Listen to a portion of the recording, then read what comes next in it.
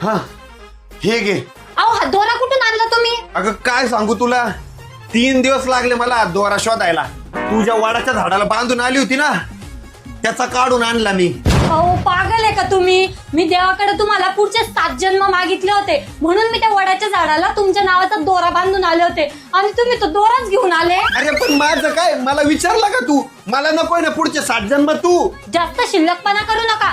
का बरं नकोय मी तुम्हाला? अरे वैताग आलाय मला. घरातले सगळे काम मी करतो आणि तू काय करते? नुसती बसलेली असते म्हशीवाणी रील्स बघत. अहो मग नाही येत मला घरातली कामं. हा बाई म्हणूनच नकोय मला तू. आणि मला सांग, मला न विचारता तू वडाच्या झाडाला कस काय दोरा बांधला आणि कस काय मला 7 जन्मासाठी मागितलं? चुकलं माझं. काय गध माणूस आहे बाई हे. झाडाला बांधलेला दोराच काढून आणला.